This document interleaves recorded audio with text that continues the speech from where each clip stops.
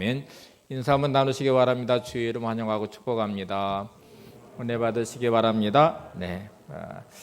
우리가 살면서 많은 문제들을 만나게 되는데 그 문제는 우리의 삶에 이렇게 이제 내 자신의 현주소를 점검하게 만듭니다. 내 실력이 드러나게 되고 내 영적인 상태도 드러나게 되고, 그래서 그런 문제들을 잘 풀어내면 성장하고 또 발판이 돼서 인생이 도약하는 기회가 되기도 하지만, 내가 만난 문제나 여러 삶의 자리에서 잘 풀지 못하면 그것 때문에 어려움도 당하게 되고 때로는 실패하기도 합니다.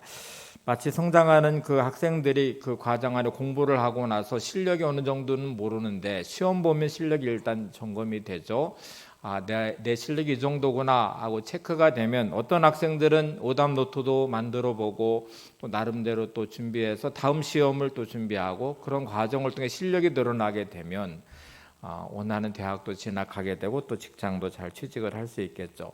근데 만약에 시험 보는 거가 힘들고 이제 어려워서 준비도 하지 않고 시험 볼 때마다 낙심하고 또 자기의 밑바닥이 드러나게 되고, 그런 과정을 계속 반복하다 보면 원하는 대학도 진학하기가 어렵고 또 원하는 직장도 들어가기가 어렵습니다. 우리가 살아가면서 이런 여러 환경과 문제의 어려움들은 내 자신의 진짜 모습이 가장 많이 드러나는 자리예요. 내 경험이 통하지 않고 실력도 통하지 않고 그러면서 내가 이 정도의 사람이구나 하는 거를 알고 나서 다음의 삶을 준비하면 이제 발판이 될 것이고, 또 그거를 힘들어하면서 계속 턱턱 걸려서 그냥 문제 만날 때마다 시험 들고 넘어지면 이제 그 인생이 성장과 성숙도 하지 못하게 되죠. 신앙생활 하면서 우리는 종종 하나님이 내시는 시험이 있다는 걸 알게 됩니다. 그러니까 우리의 문제라는 게 하나님 안에서 내게 내신 시험 문제구나 하고 생각하면 이거를 잘 풀면 되죠. 성경 한 구절 한번 볼까요? 하나님 이스라엘 백성에 낸 시험 문제가 있습니다. 시편 81편 7절. 내가 고난 중에 부르짖음에 내가 너를 건졌고 우레소리의 은밀한 곳에서 내게 응답하며 무리바 물가에서 너를 시험하였도다. 자, 하나님이 지금 무리바 물가에서 너를 시험했다 이렇게 말씀이 나오죠. 이게 르비딤이라는 곳인데 이제 무리바의 이름이 바뀌어지게 됩니다. 이스라엘 백성들이 여기까지 인도함 받은 과정을 보시면 애굽에 종살이하던 그들이 하나님께 부르짖습니다. 너무 힘들고 어려운 삶의 자리에서 하나님, 이 고통과 고난으로부터 우리를 좀 건져 주십시오 하고 기도했고, 하나님이 모세를 통해서 그들을 구원해 내셨습니다. 10가지의 재앙이 애굽 땅에 내려졌고 하나님의 기적 같은 은혜로 이제 출애굽을 하게 돼요. 그리고 홍해 바닷가에 놓여져 있은 이스라엘 백성들은 여전히 하나님을 신뢰하지 못하니까 이제 분노와 불평과 원망, 두려움, 절망, 막 모든 감정들이 그 안에 들어오게 되죠. 뒤에 애국 군대가 추격해 왔고 앞에는 홍해가 가로막혀 있으니까 절망했어요. 근데 모세가 외쳤죠. 가만히 있어서 하나님 행하시는 구원을 봐라.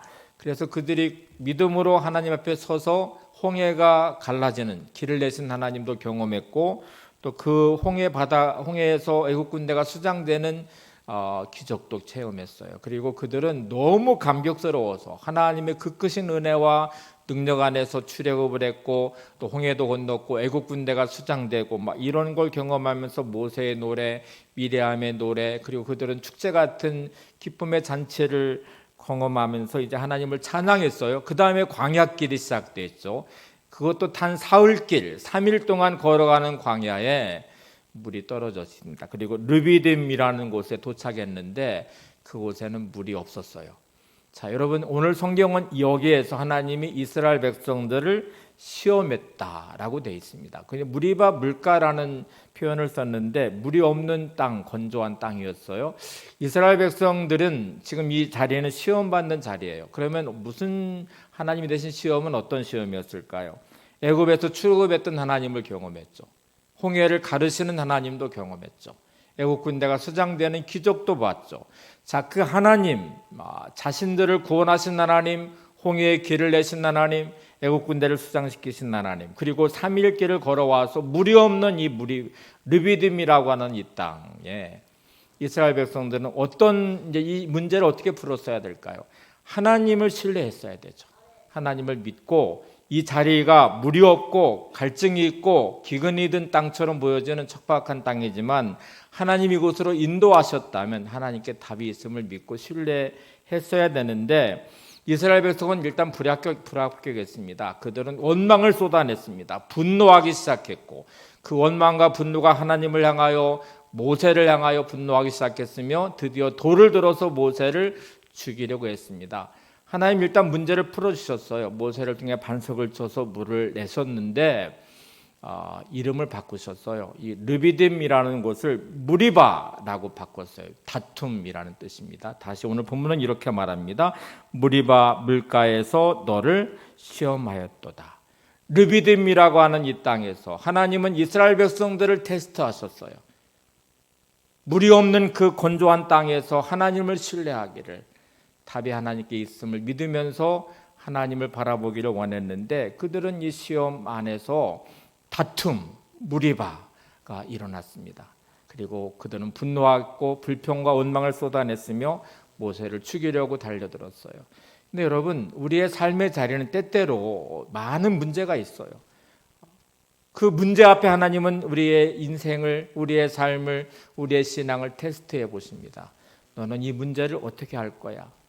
너는 이 상황을 어떻게 풀어갈 거야? 여전히 너는 나를 신뢰하면서 믿음으로 나를 바라보면서 인내하면서 기다리는지, 아니면 여지없이 불평과 원망을 쏟아내면서 분노하면서 낙심하고 절망하면서 이 시험 문제를 풀지 못할 것인지. 우리는 살아가면서 여러 가지 삶의 자리가 있어요. 그리고 그 시험에 당하는 그 자리에서 때로는 기도 없이 내 생각과 내 감정과 내 경험이 늘 작동되고 그러면서 많은 문제를 만들어내는 우리의 삶의 자리가 있죠. 때때로 그것이 풀어지는 것처럼 보여도 하나님의 방식이 아닐 때가 참 많아요. 그래서 그런 삶의 자리를 한번 생각해 보죠. 오늘 이 본문도 모세가 경험했던 것처럼, 이스라엘이 경험했던 것처럼 아브라함도 똑같았어요. 하나님의 인도를 받아온 가나안 땅에 심각한 기근이라는 문제에 직면하게 됐는데 이거 하나님이 내신 시험 문제였습니다. 오늘 본문을 한번 보시면 이렇게 되어 있어요. 창세기 12장 10절, 그 땅에 기근이 들었으므로 아브라함이 애굽에 거류하려고 그리로 내려갔으니 이는 그 땅에 기근이 심하였습니다. 이 땅은 하나님이 인도하신 땅이에요. 하나님의 말씀을 듣고 순종하면서 고향과 친척과 아버지의 집을 떠나서 그 땅에 완 이 땅, 약속하신 그 땅, 가나안 땅. 근데 오늘 본문은 그 땅에 기근이 들었다. 그리고 그 다음에 그 땅에 기근이 심하였다. 이렇게 말합니다. 자신의 기대와는 너무나 다른 그 땅. 하나님이 약속하신 땅이에요. 여러분, 농경 문화와 목축을 하고 있던 이스라엘 백성들을 포함해서 이제 아브라함을 포함해 가나안의 원주민들도 마찬가지인데요. 이들에게는 기근은 심각한, 우리로 말하면 불경기입니다. 코로나를 거쳐가면서 우리가 만난 수없이 만난 어려운 환경들, 이스라엘 백성들의 이 조상인 아브라함이 만난 그 땅, 또 가나안 사람들이 만난 그 땅, 이게 충돌하는 자리거든요. 그 땅에 기근이 들었다는 말은 심각한 불경기를 직면했다는 말이고 이 땅에서 생존하기가 일단 어렵게 된 땅이에요. 자, 아브라함을 다시 생각해 보시죠. 이 땅을 오고 싶어서 온 게 아니에요. 하나님이 고향과 친척과 아버지 집을 떠나 내가 내게 지시할 땅으로 가라 말씀하셨기 때문에 그 말씀을 믿고 순종하고 기대하면서 온 땅이에요. 하나님이 약속하신 땅이에요. 그러면 하나님이 약속하신 그 땅에 왔으면 풍년은 아니더라도 최소한 기근은 없어야 되죠. 먹고 살게 내주셔야 되죠. 근데 오히려 전보다 더 힘들어졌어요. 순종하고 왔는데, 약속하신 그 땅인데, 믿고 왔는데 그 땅에 기근이 들었대요. 그것도 심하게 들었대요.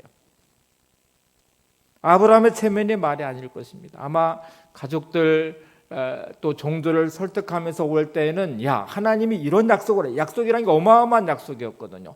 땅에 대한 약속도 했고 민족에 대한 약속도 했고 아브라함을 복의 자리에 세워서 세계 열방이 복을 받게 하시겠다는 약속도 했어요.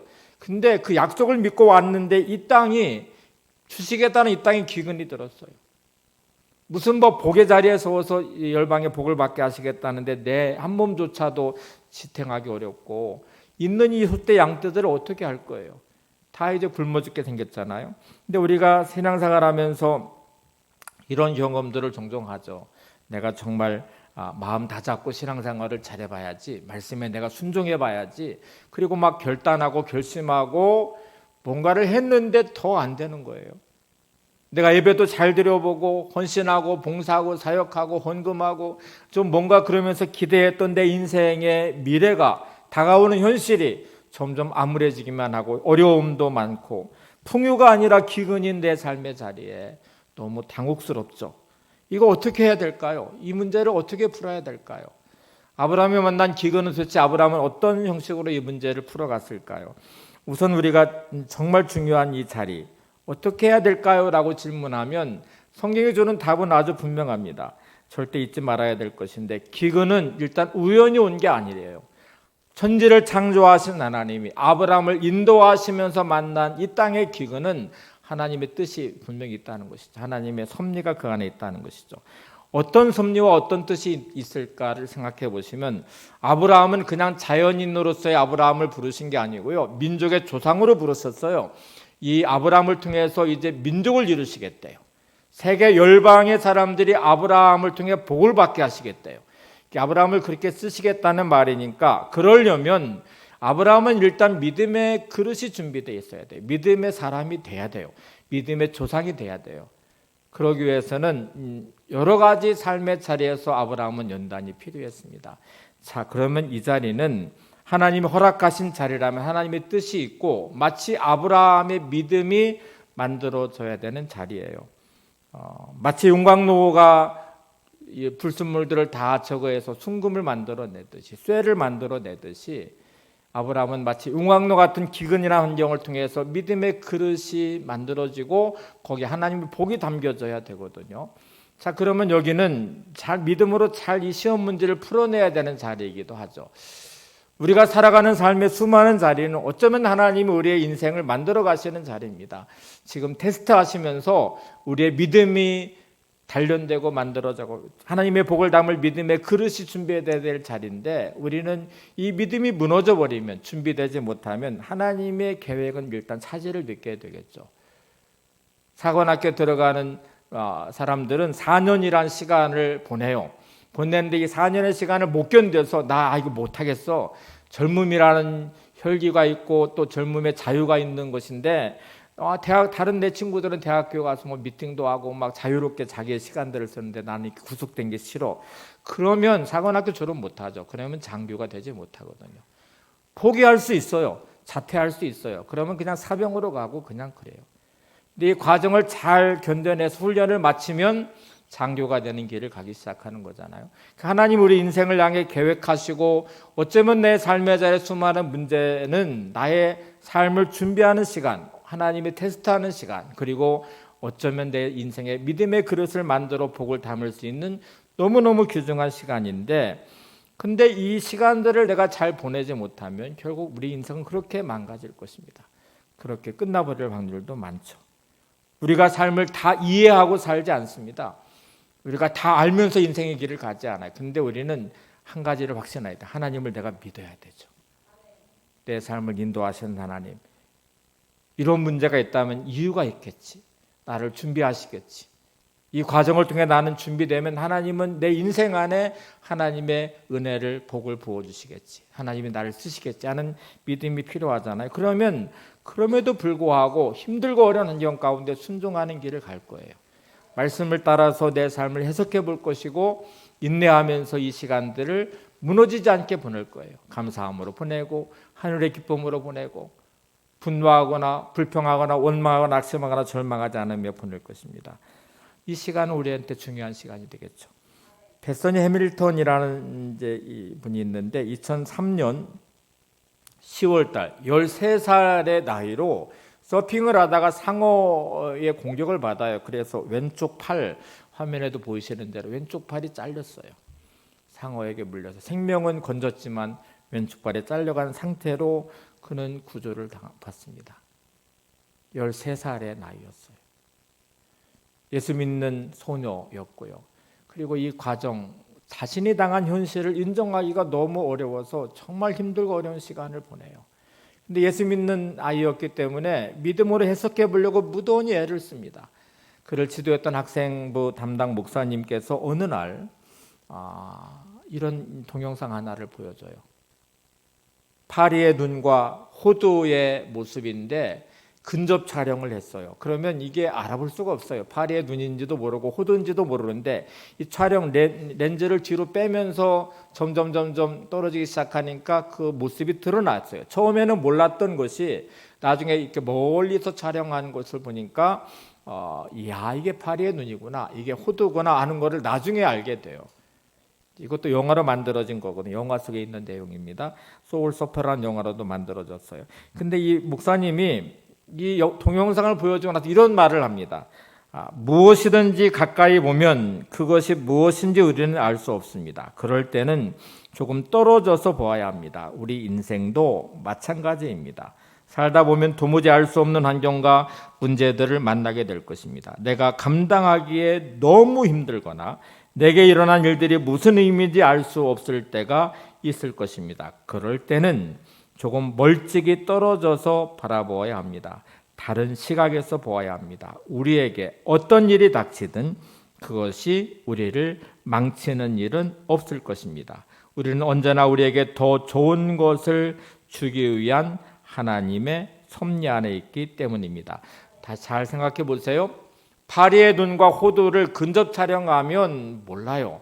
이게 파리의 눈인지 호두인지 몰라요. 근데 멀리 렌즈를 빼서 다시 촬영해 보니까 파리의 눈이고 호두인 거를 금방 알 수 있어요. 내게 닥친 수많은 문제는 내가 잘 모르겠어요. 도대체 이게 무슨 의미인지, 이게 어떻게 될 것인지 몰라요.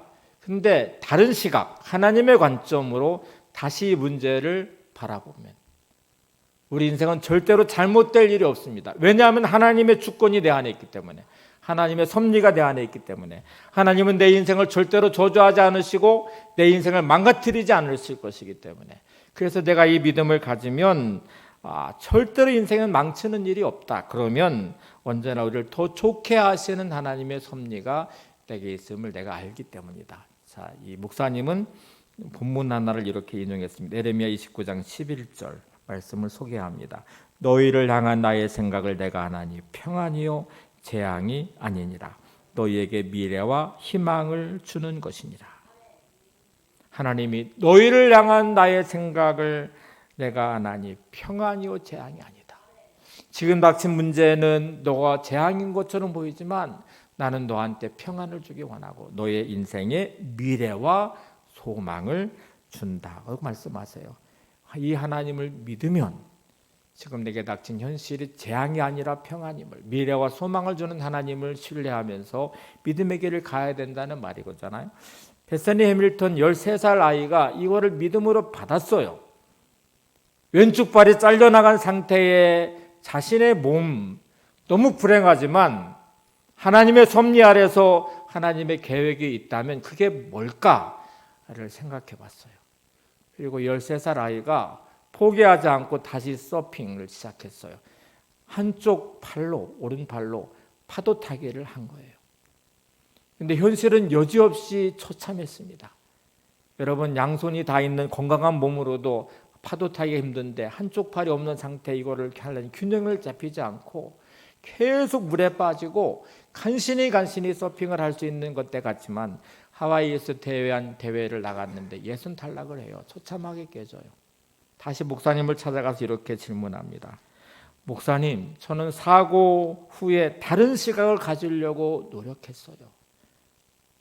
그런데 내가 어떻게 하나님의 계획을 확신할 수 있죠? 내가 어떻게 이게 이 현실이, 내게 닥친 이 현실이, 왼쪽발이 잘려나가고 서핑 대회에 나가서 예선 탈락하고 희망이 없어 보이는 게 어떻게 이게 하나님의 계획이에요? 저는 이해가 안 돼요. 이렇게 말했어요. 다시 이 목사님이 이렇게 대답을 합니다. 나는 때로 왜 끔찍한 일들이 일어나는지 모른단다. 하지만 이로부터 좋은 일이 생긴다고 나는 믿고 있단다. 그게 뭔지 나도 모르지만 나도 정말 알고 싶구나. 나도 왜 이렇게 끔찍한 일이 일어나는지를 모르겠어요. 하지만 하나 확신을 해요. 이거로부터 좋은 일이 생긴다고 믿고 있고요. 그게 뭔지 모르지만 나도 알고 싶다. 이렇게 말했어요. 정답이 아닌 것처럼 보여졌지만 베서니 해밀턴은 또 이 말, 목사님의 말을 또 받았어요. 하나님의 계획이 있으신가 보다. 그리고 조금 시간이 지난 어느 날 태국에 어마어마한 쓰나미가 몰려왔습니다. 태국이라는 하와이에 살고 있는 미국 사람인 베서니 해밀턴과 태국에서 일어난 사건과 아무 연관이 없잖아요. 쓰나미가 밀려와서 태국에 많은 사람들이 죽고 집을 잃고 그랬어요. 그래서 월드비전에서 여기에 봉사를 간다는 공고를 보고 여기에 참여를 합니다. 베서니 해밀턴이 참여해서 태국에 가서 집을 잃어버리고 힘들어하는 많은 사람들을 위해서 봉사를 시작했어요. 그런데 이상한 일이 벌어졌습니다. 쓰나미로 인해서 집을 잃었던 많은 사람들이 왼쪽 팔이 없는 한 소녀가 와서 헌신하고 봉사하는 모습에 감동을 받기 시작해요. 그리고 절망했던 그들이 다시 일어날 용기를 얻기 시작해요. 그리고 그를 찾아와서 이렇게 말합니다. 너를 보니까 내가 용기를 가졌어. 희망을 갖기 시작했어. 너의 그런 몸으로도 와서 봉사하는 모습 보니까 내가 감동이 됐어. 수많은 아이들이 찾아와서 말을 하기 시작합니다. 언니를 보니까 내가 다시 희망을 가졌어요. 집을 잃어버렸고 삶의 터전이 망가졌고 내 삶이 너무 비참하지만 언니의 모습을 보니까 제가 용기를 가질 수 있겠어요. 이 말을 듣는 순간에 그는 하나님의 뜻이 뭔지를 찾기 시작했어요. 하나님이 나를 통해 이 사람들에게 희망을 주고 있구나. 하나님이 나를 통해 이 사람들에게 용기를 주고 있구나. 내 이 불편한 몸으로 와서 하는 봉사의 모습이 아무것도 아닌 것처럼 보였는데 그들은 그 모습에 감동을 받고 있구나. 그는 다시 용기를 내서 서핑을 다시 시작했습니다. 철저히 준비하면서 대회에 나갔고 첫 번째 대회에서 5등을 해요. 그리고 그 다음 대회에 우승까지 하게 돼요. 그리고 그는 그의 이름이 알려지면서 많은 곳에서 강연을 하게 됐고요. 책으로도 만들어졌고 소울서퍼라는 영화로도 만들어졌어요. 그 한 강에서 한 고백을 한번 보세요. 이렇게 그는 고백합니다. 저는 상어의 공격을 받아 왼쪽 팔을 잃어버리기 전에 저로 돌아가고 싶지 않습니다. 저는 지금의 저의 모습에 만족하며 행복합니다. 왜냐하면 만약 제가 팔을 상어에게 잃어버리지 않았다면 저는 여러분 앞에 설 이런 기회가 없었을 것입니다. 저는 두 팔이 있을 때보다 더 많은 사람들을 끌어안을 수 있는 기회를 얻었습니다. 인생은 서핑과 같다고 생각합니다. 저는 서핑을 하기 위해 배가 아프고 암초에 배를 베이고 녹초가 되어도 참습니다. 파도가 부서지는 곳에 빠지면 다시 바다 위 바로 다시 올라옵니다. 파도 넘어 무엇이 올지 절대 알 수 없기 때문입니다. 서핑을 할 때 큰 파도를 기다리듯 우리 인생은 아무리 힘들고 어려워도 하나님의 때를 기다릴 수 있어야 합니다. 이 믿음만 있다면 무엇이든 가능합니다. 왼쪽 팔을 잃어버린 베서니 해밀턴. 왜 그런지 몰랐어요. 근데 하나님이 그런 자기를 통해 일하기 시작하셨어요. 많은 사람들이 감동이 됐어요. 그의 고백을 한번 보세요. 내가 왼쪽 팔을 잃어버리기 전으로 돌아가고 싶지 않습니다. 제가 만약에 정상의 몸이었다면 이 자리에 설 수 없었을 것입니다.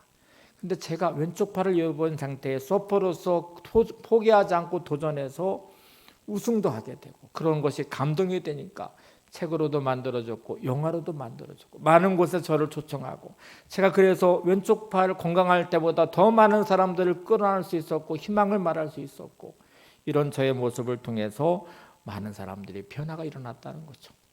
자기가 서핑을 할 때 배가 아프고 암초에 부딪히고 상처가 나고 물에 빠지고 그런데 포기하지 않고 다시 일어서면서 그 파도 위로 올라오는 것. 서퍼는 더 험난한 더 험한 파도를 기다리듯이 더 큰 파도를 기다리듯 우리가 하나님의 때를 기다릴 수만 있다면 하나님은 그럴 때 역사하신다는 믿음을 지금 말하고 있잖아요. 믿음은 모든 불확실한 상황 가운데 하나님을 신뢰하는 것입니다. 믿음은 모든 문제 가운데 좌절하지 않고 하나님을 신뢰하는 것입니다. 믿음은 무너지지 않는 거예요. 삶의 어떤 자리에서도 일어서는 것입니다. 하나님이 계심을 알기 때문에 하나님을 신뢰하기 때문에 히브리서 11장 1절은 이렇게 말씀하죠. 믿음은 바라는 것들의 실상이에요. 보이지 않는 것들의 증거니. 믿음은 바라는 것들, 내 미래에 대한 실상, 이미 그렇게 된 것을 확신하는 것, 보이지 않는 것의 증거로 하나님을 신뢰하는 것이래요. 우리는 다 알면서 뭔가 하지 않아요. 모르면서 불확실하면서도 뭔가를 해요. 여러분, 믿음은 항상 우리의 삶에 작동합니다. 여러 모양으로 작동해요. 예를 한번 들어볼까요? 여러분이 비행기를 탈 때에 모든 걸 다 알고 타시나요? 그 안에 부품들이 어떻게 조립이 되어 있으며 어떤 기능을 작동하고 수백만 가지의 부속이 조립되어 있고 또 어떤 원리로 비행기가 날아가며 오늘 이 비행을 운전하는 기장은 누군지를 다 파악한 다음에 믿을만해. 그래서 비행기를 타시나요? 그냥 타시잖아요. 믿음이 작동하셨잖아요. 여러분이 뭔가를 하실 때, 어떤 차를 탈 때, 기차를 탈 때도 마찬가지겠죠. 어떤 일을 할 때도 마찬가지겠죠. 그 안에 믿음이 작동하고 있어요. 믿지 못하면 아무것도 할 수 없거든요. 근데 우리는 하나님을 믿는다고 하면서 내 삶에 하나님을 신뢰하지 않아요. 신뢰하지 않으니까 내 문제 앞에서 우리는 반응을 해야 시작해요. 내 감정으로 반응해요. 내 식대로 반응해요. 감정대로 폭발하고 내 방법대로 일하기 시작하고 내 생각대로 뭔가를 해요. 하나님은 그런 우리를 쓰실 수가 없습니다. 아브라함을 부르실 때 하나님의 계획은 민족의 조상을 삼으시는 거죠. 가나안 땅을 주시는 것도 그 안에 들어갔고 아브라함을 복의 자리에 세워 세계 열방에 복을 받게 하는 근원으로 삼기도 원하셨어요. 그러려면 아브라함이 준비가 돼 있어야 돼요. 믿음의 사람이 돼 있어야 돼요. 기근이라는 환경을 처리하는 방식에 믿음이 작동해야 되거든요. 근데 여러분, 지금 아브라함은 이 닥친 환경의 기근을 어떻게 풀어갔냐면 애굽으로 내려갔어요. 하나님께 묻지 않았어요. 자기의 방식대로 했어요. 가나안 사람들이 만나는 기근, 문제는 목축업과 또 농사를 짓는 사람은 물은 절대적이에요. 근데 애굽이라는 곳의 나일강은 마르지 않는 강이었어요. 그곳은 푸른 목초지가 있었고요. 강대한 애굽이라는 나라가 있었어요. 그래서 가나안 사람들은 언제나 기근이 있을 때 잠시 나일강 있는 애굽으로 내려갔다가 기근이 끝나면 올라오는 방식이 그들의 삶의 방식이었어요. 아브라함도 가나안에 들어가서 보니까 기근이 든 그 땅에 만난 이 문제 앞에서 이렇게 행동하기 시작합니다. 애굽으로 내려가는 곳으로. 여러분, 믿음이 단련돼 가서 더 강건한 믿음이 자리에 서는 것. 문제를 만날 때마다 하나님의 식을 따라갈 때 되는 거죠. 훌륭한 대표 선수가 되려면 기나긴 훈련의 시간들을 보내야 돼요. 훈련 받기 싫으면 그냥 취미로는 할 수 있지만 대표 선수는 될 수 없어요. 선수가 될 때까지는 많은 훈련의 시간을 거쳐서 그 과정을 통해서 실력이 더 늘어나게 되고 실력이 늘어난 실력이 출중하게 되면 대표 선수로 발탁이 되는 거잖아요. 하나님 나라의 대표 선수로 여러분이 뽑히셨다면 여러분의 삶의 문제를 풀어가는 믿음의 시기들 작동해야 돼요. 그 과정들을 잘 이겨냈어서 영적인 실력과 영적인 근육과 믿음의 근육을 만들어내셔야 돼요. 어떤 사람이 여름이 돼가오면서 멋진 몸매를 만들어서 헬스장 가서 좀 몸매를 뽐내보려고 헬스장에 등록을 했대요. 헬스장 등록을 해서 이제 몸매를 만들어야 되니까 근육이 좀 만들어져야 되고 이제 들어갈 때는 들어가고 나올 때는 나오고 그래야 되니까 이제 등록을 해서 이제 운동을 시작했어요. 런닝머신에서 막 뛰다 보니까 지쳐가지고 힘들어서 숨이 턱턱 막혀서 이제 내려왔어요. 역기를 몇 번 들다 보니까 그것도 너무 힘들어가지고 역기를 내려놓고 또 다른 운동기구를 찾아서 계속 이렇게 한 바퀴를 뺑 도는 거예요. 지켜보던 헬스 트레이너가 다가오더니 이렇게 말했습니다. 선생님, 그렇게 운동하면 근육이 만들어지지 않습니다. 그러면서 이렇게 말해요. 진짜 운동은 힘들어서 도저히 못할 것 같은 그 순간부터 진짜 운동이 돼요. 근육은 그때부터 만들어지는 거예요. 역기를 들다가 나는 도저히 못해, 너무너무 힘들어 하고 생각하는 그 순간부터 하는 운동이 근육이 만들어지는 운동이래요. 여러분, 살다가 조금 힘들고 어려우면 불평하고 나는 못해 포기하고 원망하고 낙심하고 절망하고 절대로 믿음의 근육이 만들어지지 않아요. 영적인 근육이 만들어지지 않아요.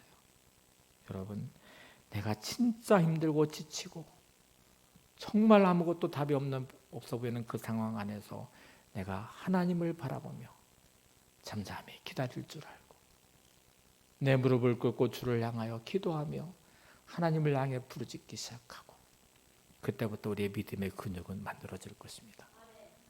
여러분의 영적인 근육과 또 믿음의 그릇이 만들어져 하나님의 복을 담는 거룩한 하나님의 사람들이 될 것입니다. 우리는 살아가면서 나름대로 열심히 산다고 그래요. 그리고 힘든 일이 만나면 내 신앙도 여지없이 무너져요. 믿음도 무너져요. 그 순간부터 감사가 사라지고 원망과 불평이 시작돼요. 세상의 방식을 따라 동분서주하는데 기도는 하지 않아요. 더 이상 감사가 내 입에 없어요. 원망이 가득할 뿐이죠. 더 이상 하나님께 소망을 두지 않아요. 그냥 하나님을 등지고 내 방법대로 열심히 살아가요. 아브라함이 지금 보세요. 말씀에 순종해서 모험을 시작했습니다. 고향과 친척과 아버지를 떠나서 멋지게 그는 결단했고 하나님의 인도하심 따라 가나안 땅까지 왔어요. 그는 기대했을 거예요. 이 정도 순종했으면 가나안 땅은 정말 젖과 꿀이 오는 땅이어야 돼. 정말 풍요로운 땅이어야 돼. 아니 그 정도는 아니어도 내가 살아갈 수 있는 땅은 최소한 돼야지. 근데 그 땅에 기근이 들었대요. 그 땅의 기근이 너무 심했대요. 그래서 머물 수가 없었대요. 가나안 사람들을 보니까 그들은 다 애굽으로 내려가고 있네요. 나일강이라는 강이 있고 그 땅은 풍요로운 땅이고 목초지가 있다고 내려가네요. 그래서 아브라함도 그들을 따라서 애굽으로 내려갔습니다. 여러분, 아브라함은 빠른 대처를 한 것처럼 보이죠. 방법을 찾았죠. 기근의 문제를 해결한 것처럼 보였죠. 많은 사람들이 위기의 순간을 만나면 이 자리에서 여지없이 믿음이 무너져요. 내 방식이 그대로 나오기 시작해요. 내 감정이 드러나기 시작해요. 우리의 위기는 눈치가 아니라 영성으로 승부해야 될 자리입니다. 여러분, 내 방식으로 뭔가를 해야 될 자리가 아니라 무릎 꿇어 기도해야 될 자리입니다. 하나님을 바라봐야 될 자리예요. 이 문제를 어떻게 풀지라고 고민하고 질문하기보다는 하나님의 뜻이 뭐지? 하나님이 나에게 뭐를 기대하시지? 하나님은 나에게 뭐를 원하시지? 이렇게 다시 질문해 보셔야 돼요. 그 자리는 그리고 기도하는 자리가 됩니다. 예레미야 33장 3절을 보세요. 너는 내게 부르짖으라 내가 내게 응답하겠고 내가 알지 못하는 크고 은밀한 일을 내게 보이리라. 위기를 만난 어려움의 자리, 고통의 자리, 불에 빠진 사람이 살려달라고 외치듯이 우리는 하나님을 향하여 부르짖어야 됩니다. 하나님을 찾으면 하나님이 이렇게 약속하시 내가 내게 응답하겠고 내가 알지 못하는 크고 은밀한 일을 내게 보이리라. 우리 인생의 중요한 결정적인 순간을 한번 돌이켜보세요. 그때 나는 어떻게 했지? 라고 물어보시면 혹시 여러분 인생의 많은 어려움 가운데 무너진 자리, 고통의 자리, 실패의 자리가 있다면 한번 생각해 보시면 기도가 없는 자리일 확률이 많습니다. 상황이 대처하기 급급해서 기도가 맨 뒤로 밀려버렸어요. 일이 다 벌어지고 난 다음에 뒷북치듯 그때서야 하나님 찾으며 기도하는 순간들이 얼마나 많이 있습니까? 기도하지 않고 상황만 분석하고 충동적이고 감정적이고 세상적으로 반응했던 시간들, 10중 8구 여러분 내려진 결정들을 뒤돌아보시면 내 생각도 있고 세상 사람들의 조언도 구했고 나름대로 뭔가 정보도 수집했고 회의도 해보았고 뭔가 조치를 취한 듯이 보이지만 하나님을 향하여 잠잠히 기다리고 믿음으로 하나님을 의지하고 기도했던 순간에 결핍된 내 모습을 많이 확인할 것 같아요. 여러분 잊지 마시기 바랍니다. 위기의 순간은 기도해야 될 자리지 고민해야 될 자리가 아니에요.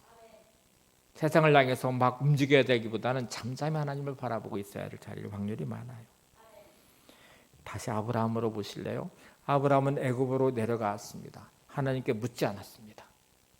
하나님의 뜻이 뭔지를 알아보지도 않았어요. 기도도 하지 않았어요. 왜 그랬을까요? 실망했으니까. 하나님 말씀에 순종해서 왔던 이 땅에 기근이 들었어. 자기의 기대와 너무 다른 현실을 만났어요. 그런 실망한 마음에 하나님께 묻지 않아요. 그리고 그냥 자기의 생각과 기준과 판단대로 아니 가나안 사람들의 방식, 세상 사람들의 방식대로 애굽으로 빨리 데려갑니다. 자, 여기서부터가 대단히 중요해요. 기근의 문제는 해결됐어요. 놀랍게 해결됐어요. 나일강이란 강이 있었으니까, 그곳에 물이 있었고 목수지가 있었으니까 양떼와 소떼들을 가나안에 머물렀다면 꼼짝없이 죽어 있을 것 같은데 애굽으로 내려왔기 때문에 마실 물이 있어서 살았어요. 그래서 문제가 해결된 것처럼 보였어요. 우리가 그런 경우가 많아요. 그냥 내 식대로 했더니 풀렸어요. 해결됐어요. 뭐가 문제가 잘 풀린 것 같아요. 근데 여러분 오늘 본문에 따라가 보시면 이렇게 끝나지 않아요. 아브라함은 더 큰 위기를 만나게 됩니다. 전혀 예상하지 못했던 문제. 아내 사라가 있는데 애굽에 내려가고 보니까 자기를 보호할 수 있는 게 아무것도 없어요. 그런데 애굽 사람들이 아내를 뺏어가면 자기를 분명히 죽일 것 같아요. 너무너무 두려웠습니다. 그래서 그는 또 거짓말을 하기 시작해요. 이 문제를 풀어야 되잖아요. 하나님께 묻지 않고 온 애굽 땅이기 때문에 하나님의 도움을 구할 수도 없어요. 자기 방식대로 문제를 풀어버렸기 때문에 더 이상 하나님의 도움을 받을 수도 없는 것 같아요. 그러니 자기식대로 생각하기 시작했어요. 그래서 아내한테 이렇게 말합니다. 이 애굽 사람들이 너 때문에 나를 죽일 것 같으니까 네가 내 누이라고 해라. 내 여동생이라고 해라. 그래야 내가 살 것 같다 하고 말했습니다. 실제로 아내 사례를 바로에게 빼앗겨 버렸어요. 살려고 간 그 땅에서 그는 더 큰 위기를 만나게 됐고 더 큰 위험 앞에 그는 두려워하기 시작했어요. 그 두려움을 감당할 수 없어서 아내를 누이라고 속이는 거짓말을 하기 시작했고 속수무책으로 바로에게 아내를 빼앗겨 버렸습니다. 여러분의 삶의 자리에서 하나님을 인정하지 않는 삶, 그리고 내 방식대로 해결하게 하는 삶의 자리가 어떤 자리인지를 생각해 보세요. 성경 우리한테 뭐라고 말씀하는지 아세요? 범사의 하나님을 인정해라요. 인정하면 우리를 지도하시겠대요. 잠언 3장 6절을 보세요. 너는 범사의 그를 인정하라. 그리하면 내 길을 지도하시리라. 하나님을 범사에 인정하면 하나님 우리의 인생을 지도하시고 인도해 가시겠대요. 인정하지 않는 삶의 자리는 여전히 내 식만 남아있어요. 내 방법만 남아있어요. 내 생각만 남아있어요. 여러분의 지금 삶은 어떠신 것 같아요?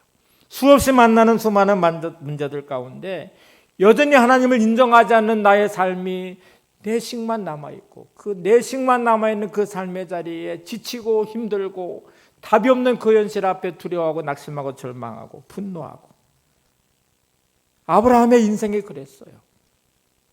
기근이라는 문제, 하나님이 내신 시험 문제처럼 이거를 풀었어야 되는데 자기 방식대로 하다 보니까 애굽으로 내려와 버렸고 그렇게 내려온 애굽 땅은 이제 가정도 파탄나게 됐어요. 아내도 빼앗겨 버렸어요. 더 이상 문제를 풀어갈 수 있는 시기 아브라함에게는 없습니다. 근데 성경은 놀랍게도 아브라함이 망쳐버린 그 인생 속으로 하나님이 개입해 오십니다. 하나님이 그 인생 속에 찾아오세요. 저는 이 부분이 너무너무 감동이 돼요.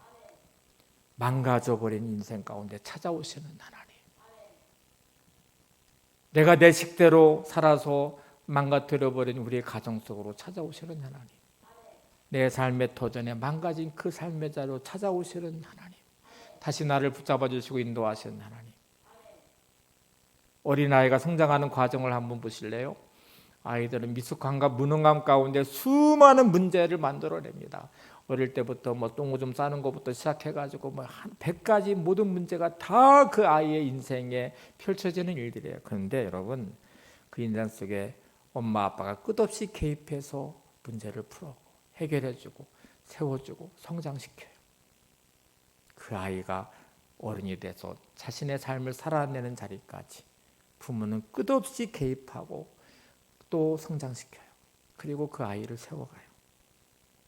아브라함이 망쳐버린 인생 가운데 하나님이 개입하셨고 그의 인생에 찾아오셨어요. 바로에게 빼앗긴 아내 사라. 이제 그를 범하고 아브라함 인생이 끝장나버릴 그 순간 하나님은 바로의 꿈속에 찾아오셔서 그거를 멈추셔요.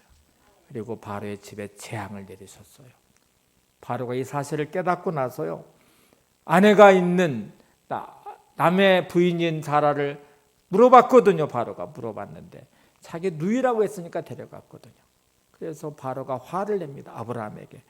너 때문에 우리 집안에 이런 불행과 재앙이 임했고, 너 때문에 내가 너의 아내를 취한 파렴치한처럼 되어버렸다고 책망합니다. 여러분, 아브라함의 거짓말 때문에 바로의 집에 재앙이 찾아왔어요. 하나님이 부르실 때는 목적이 뭔지 아세요? 아브라함 때문에 세계 열방이 복을 받게 하는 것이었어요. 복의 자리에 세워서 복을 받게 하는 것이었어요.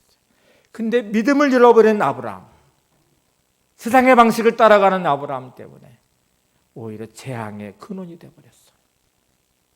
예수 믿는 나로 인해서 우리 가정이, 교회가, 여러분의 주변의 사람들이 복을 받아야 되거든요. 복의 자리에 서야 되거든요.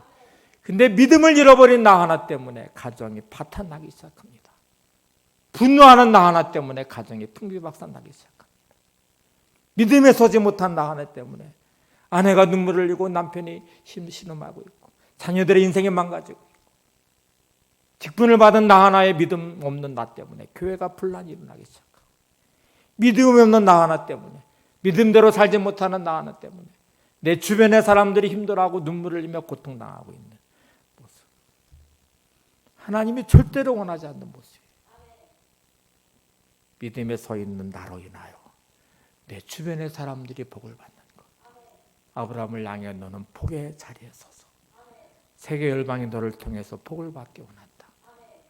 그러면 여러분, 다시 가나안 땅에 기근이 들었대요. 어떻게 풀었어야 될까요? 하나님께 물어야 되죠. 하나님의 뜻이 무엇인지 제가 어떻게 해야 됩니까? 여러분, 오늘 우리의 삶이 이렇게 무너져 가고 있지 않습니까? 주신 내 삶의 자리에 만나는 문제 앞에 믿음을 잃어버린 나, 기도하지 않는 나, 말씀으로 해석하지 않는 나, 여전히 내 감정과 내 방법과 내 식대로 풀어가고 있는 나로 인하여 하나님의 계획이 차질이 빚어지고 하나님의 뜻이 이루어지지 않고 하나님이 나를 향해서 세워놓으신 많은 것들이 무너져가고 있는 내 삶의 자리, 믿음이 없는 나로 인하여 내 주변에 있는 사람들이 힘들어지고 고통당하고 눈물을 흘리고 있는 주변의 현실들을 보고 있지 않습니까? 오늘 아브라함의 인생을 보면서 우리가 중요하게 깨달아야 될 것이 이거죠. 아브라함이 먼저 하나님을 찾지 않았어요. 하나님이 먼저 아브라함을 찾아오셨어요. 수없이 무너져버린 내 삶의 자리에 찾아오시는 하나님, 이게 여러분 오늘의 내 믿음의 자리여야 돼요. 나를 찾아오시는 하나님을 보면서 우리에게는 최고의 날은 하나님이 나를 찾아오셔서 나를 만나주신 날입니다. 그때 나는 구원받았어요. 내 죄 문제가 해결됐고 하나님의 자녀가 됐어요. 영원히 멸망할 내가 영생을 소유한 하나님의 자녀가 됐어요. 오늘도 무너져버린 내 삶의 자리를 찾아오셔서 만나주시는 하나님이 계심을 잊지 마시기 바랍니다. 여러분, 그 하나님을 만나시고 오늘 다시 한번 회복의 자리가 되시면 좋겠어요. 내게 주신 시험의 자리라면 하나님 정답을 찾아가겠습니다. 하나님의 뜻이 무엇인지를 내가 구하겠습니다. 인생의 기근에 와도 두려워하지 마시고 여러분 담대하시고 하나님이 나와 함께 하심을 잊지 마시기 바랍니다. 그리고 하나님 앞에 내 자신을 세워서 하나님의 인도하심 안에서 여러분의 삶이 강건하게 세워지시기 바랍니다. 할 수 있으면 하나님 나라의 대표 선조가 되고 싶습니다. 이 시험을 제가 잘 풀어서 제가 우등생이 되고 싶습니다. 내 삶의 자리에 어떤 자리든지 하나님이 주시는 그 믿음의 그릇을 준비해서 하나님이 주시는 복을 담아내겠습니다. 여러분의 삶이 복의 근원과 축복의 통로가 되는 거룩한 하나님의 사람으로 승리하시기를 바랍니다.